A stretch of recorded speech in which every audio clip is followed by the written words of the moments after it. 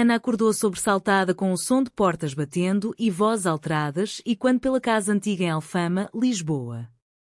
Seu pai, um homem conservador de tradições católicas arraigadas, havia descoberto as mensagens no celular dela, revelando seu relacionamento secreto com uma colega de universidade. Em questão de minutos, malas foram jogadas na rua e Ana, aos 18 anos, viu-se sozinha na calçada fria, sem um tostão no bolso, enquanto a família virava as costas, murmurando sobre vergonha e pecado. A chuva fina de outono encharcava suas roupas enquanto ela vagava pelas ruas estreitas, o coração apertado pela traição. Como poderia sua própria mãe, que sempre mimara, concordar com aquilo? A dor era lancinante, misturada ao medo do desconhecido. Ana lembrou-se de Sofia, a garota mais velha da vizinhança que, anos antes, a salvara de um afogamento no Tejo durante uma brincadeira infantil. Sofia, com seus 21 anos na época, mergulhara sem hesitar, puxando-a para a margem e acalmando seu pânico com palavras gentis. Mas Sofia havia desaparecido da cidade pouco depois, rumando para o norte em busca de trabalho. Agora, sem opções, Ana pegou um autocarro para Porto, onde uma prima distante prometera abrigo temporário. A viagem foi um tormento de pensamentos girando em círculos, porque sua orientação sexual era um crime aos olhos deles? Na chegada, a prima, Maria, recebeu-a com relutância, olhos cheios de julgamento. Não conta ninguém sobre isso, sussurrou Maria, arrumando um colchão no chão da sala. Ana assentiu, engolindo o orgulho, mas no fundo jurava reconstruir sua vida sozinha. Os dias viraram meses de luta. Ana arrumou emprego como garçoneta em um café movimentado no centro de Porto, servindo turistas com um sorriso forçado enquanto lidava com o vazio interior. À noite, chorava sozinha, questionando se valia a pena ser autêntica se o preço era o abandono. Encontros casuais com mulheres em bares underground a faziam sentir viva por momentos, mas o medo de mais rejeição a paralisava. Uma noite, após um turno exaustivo, ela encontrou uma carta da mãe na caixa de correio da prima. Volte quando estiver curada. Deus perdoa, mas nós precisamos de tempo. A raiva subiu e Ana rasgou o papel, decidindo cortar laços definitivos. Com o tempo, Ana matriculou-se em cursos noturnos de administração, sonhando em abrir seu próprio negócio. Sua determinação crescia, alimentada pela memória de Sofia, que representava força e bondade. Se ela pôde salvar uma criança, eu posso me salvar, pensou Ana. Mas a sociedade portuguesa, ainda presa a valores tradicionais, a testava diariamente. Colegas sussurravam atrás dela e um namorado rejeitado espalhava boatos, forçando-a a mudar de emprego. Cada obstáculo endurecia, mas também a isolava. Anos se passaram e, aos 25, Ana graduou-se, conseguindo um cargo em uma empresa de turismo em Lisboa. Retornar à capital foi um risco calculado. Ela evitou a família, construindo uma rede de amigos no círculo LGBT underground. Ali, ouviu histórias semelhantes, pais que deserdavam filhos, igrejas que pregavam contra o pecado, leis que avançavam devagar. Ana envolveu-se em ativismo discreto, participando de marchas do orgulho, mas sempre com máscara, temendo retaliações profissionais. Uma tarde, em uma reunião familiar forçada pela doença da avó, Ana confrontou o pai. Você me jogou fora como lixo, disse ela, voz trêmula. Ele, envelhecido, murmurou, era para o seu bem. A sociedade não aceita. A discussão escalou, com irmãos defendendo o pai, acusando Ana de egoísmo. Ela saiu batendo a porta, jurando nunca mais voltar.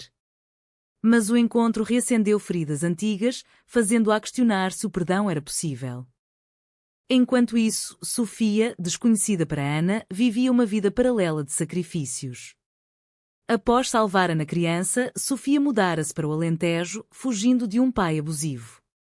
Lá, casou-se jovem por pressão familiar, tendo uma filha, mas o casamento desmoronou quando seu marido descobriu sua atração por mulheres. Divorciada e ostracizada, Sofia voltou a Lisboa, trabalhando como faxineira para sustentar a criança. Sua bondade inata a levava a ajudar os necessitados, mas a pobreza a consumia. Ana, agora aos 30, prosperava profissionalmente, mas emocionalmente vazia. Namoros vinham e iam, nenhum duradouro por causa de sua desconfiança. Uma promoção o levou a gerenciar uma agência de viagens, onde contratou jovens talentosos, incluindo sua sobrinha, Clara, filha de um irmão. Clara, de 20 anos, era vibrante e aberta, contrastando com a rigidez familiar. Tia, você é minha inspiração, disse Clara um dia, ignorando os tabus. Mas o destino tramava. Em uma rua movimentada de baixa, Ana viu Clara parada, sapatos sendo limpos por uma engraxate de rua. A mulher ergueu o rosto e Ana congelou. Era Sofia, envelhecida prematuramente, mãos calejadas, olhos ainda gentis. O choque a paralisou, sua salvadora de infância, reduzida àquilo, servindo sua sobrinha. Ana ficou parada na calçada, o coração disparado como se o tempo tivesse rebobinado. Sofia, a heroína de sua infância, agora curvada sobre os sapatos de Clara, limpando com movimentos precisos mas exaustos. Sofia, murmurou Ana, aproximando-se hesitante. Sofia ergueu os olhos, reconhecimento piscando em seu rosto marcado pelas rugas precoces. Ana? A menininha do Tejo, respondeu ela, voz rouca de fadiga. Clara, confusa, olhou entre as duas. Vocês se conhecem, tia? Ana assentiu, forçando um sorriso, enquanto memórias inundavam, o mergulho corajoso de Sofia, o abraço reconfortante na margem. Mas agora, Sofia vestia roupas gastas, o cabelo loiro opaco, um contraste gritante com a jovem forte de outrora. O que aconteceu com você? Perguntou Ana, ajudando-a a se levantar. Sofia limpou as mãos no avental, envergonhada. A vida, Ana. Casamento errado, divórcio, luta pela filha. Agora, engraxe sapatos para pagar as contas. Ana sentiu uma pontada de culpa, enquanto ela subia na vida, Sofia afundava. Convenceu-as a irem a um café próximo, onde Clara, animada, tagarelava sobre a família. Sofia ouvia em silêncio, olhos baixos. À medida que conversavam, Ana descobriu paralelos em suas vidas. Sofia confessara sua orientação anos atrás, mas escondera por medo. Meu pai me batia, minha mãe rezava para eu mudar. Casei para escapar, mas foi pior. Ana compartilhou sua expulsão, as noites na rua, a reconstrução solitária. Uma conexão surgiu, sutil mas elétrica, como se o destino os unisse novamente. Dias depois, Ana procurou Sofia em seu ponto de trabalho. Deixe-me ajudar, ofereceu, estendendo um emprego na agência. Sofia hesitou, não quer piedade. Mas aceitou, começando como assistente. A proximidade as aproximou, almoços viraram confidências, toques acidentais enviavam faíscas. Ana lutava internamente. Era atração ou gratidão? Sofia, marcada por traições, temia mais dor. A família de Ana, ao saber da nova amiga, reagiu mal. O pai, em uma ligação tensa, advertiu: não traga mais vergonha. Irmãos fofocavam, acusando-a de influenciar Clara. A sobrinha, porém, defendia: Sofia é incrível, tia. Vocês duas. Há algo aí. Ana negava, mas o conflito crescia. Envolver-se com Sofia significava expor-se novamente, arriscar o equilíbrio conquistado. Sofia, por sua vez, lidava com a filha adolescente, que questionava sua ausência emocional. Mãe, você sempre se sacrifica. Quando vai viver para si? Sofia chorava à noite, debatendo se merecia felicidade. Um jantar com Ana mudou tudo. Sob as luzes de um restaurante encheado, elas se beijaram pela primeira vez, um beijo tímido mas profundo, selando um romance nascente. Mas o idílio durou pouco.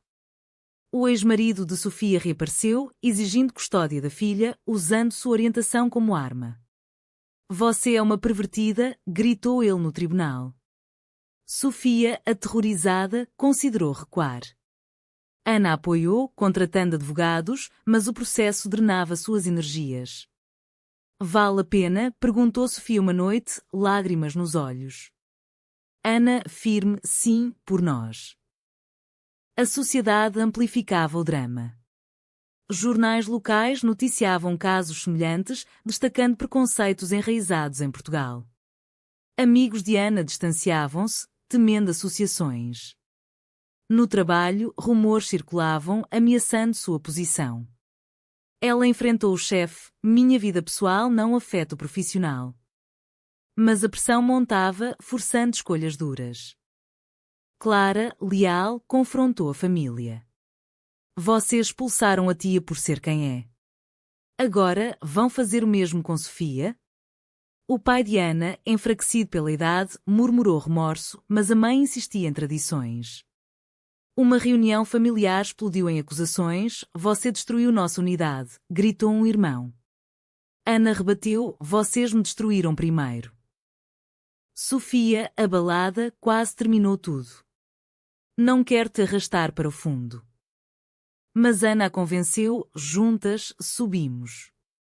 Elas mudaram para um apartamento pequeno em bairro alto, construindo uma vida discreta.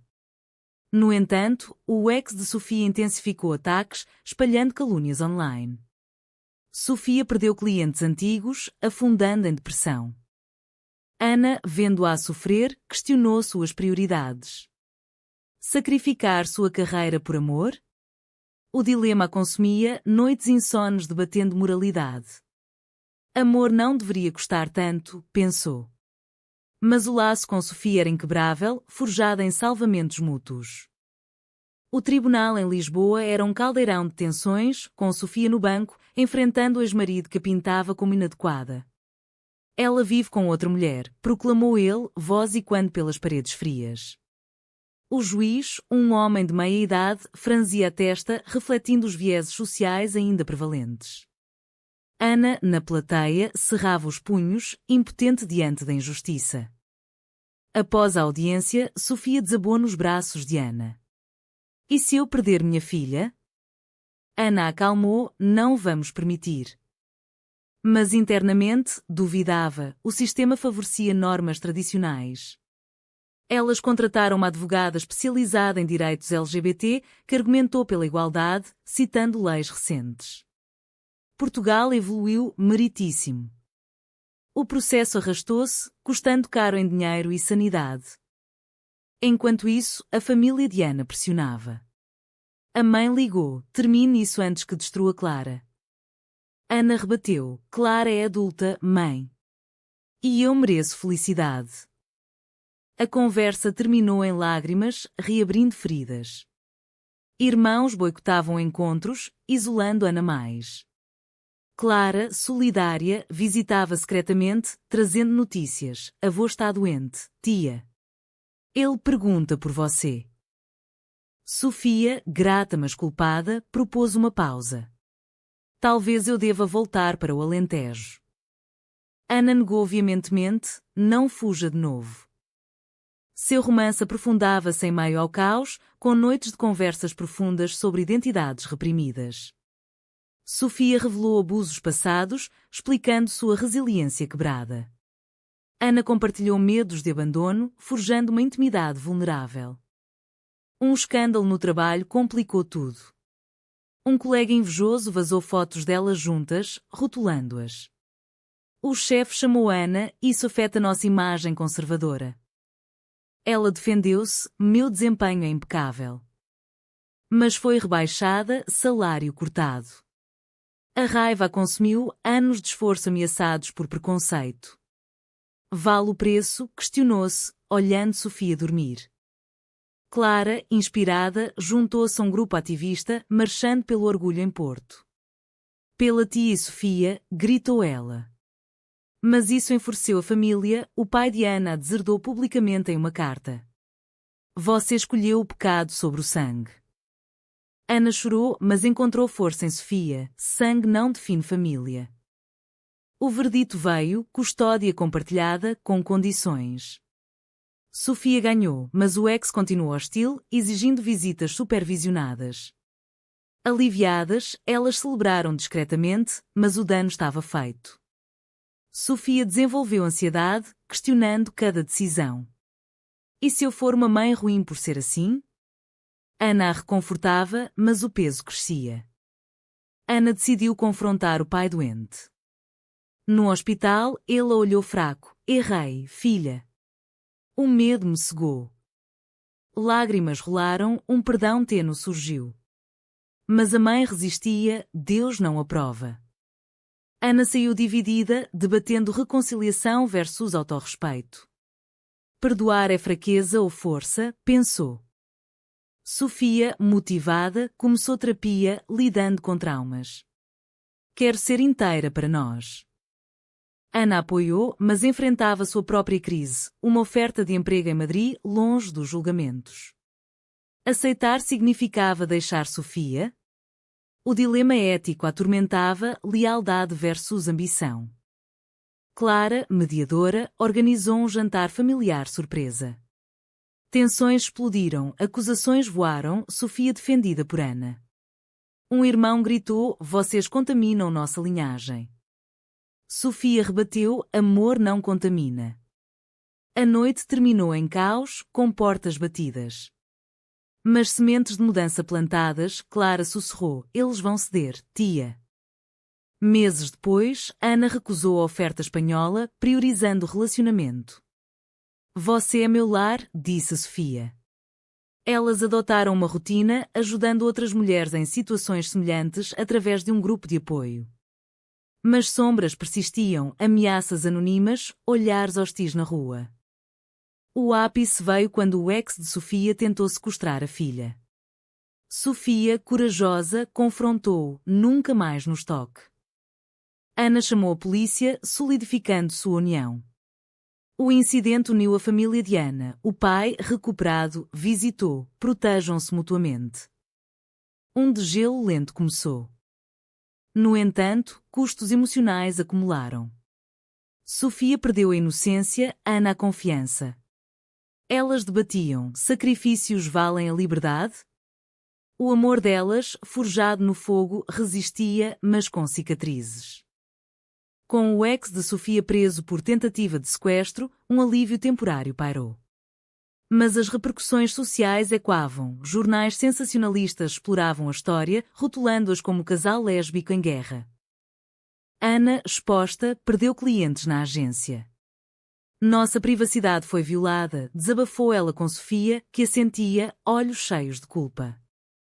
Elas mudaram para um bairro mais acolhedor em Sintra, buscando paz. Ali, cercadas por natureza, reconstruíram. Sofia abriu um pequeno negócio de artesanato, vendendo itens handmade em feiras. Ana freelanceava consultoria, flexível mas instável. Sua relação amadurecia, com discussões profundas sobre futuro, filhos, casamento. Portugal permite, mas a família, questionava Sofia. Clara, agora namorando uma garota, confidenciou. Vocês me deram coragem, tia. Ana sorriu, mas preocupava-se com a sobrinha enfrentando os mesmos preconceitos. Uma visita à família testou limites. O pai, arrependido, pediu perdão. Viu quanto sofrestes. A mãe, relutante, murmurou. Rezarei por vós. Um progresso frágil, mas real.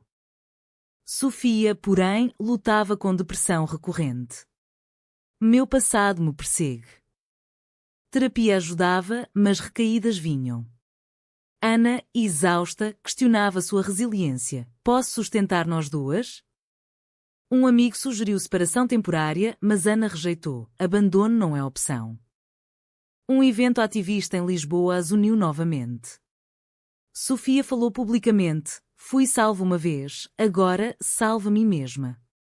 Aplausos ecoaram, empoderando-as.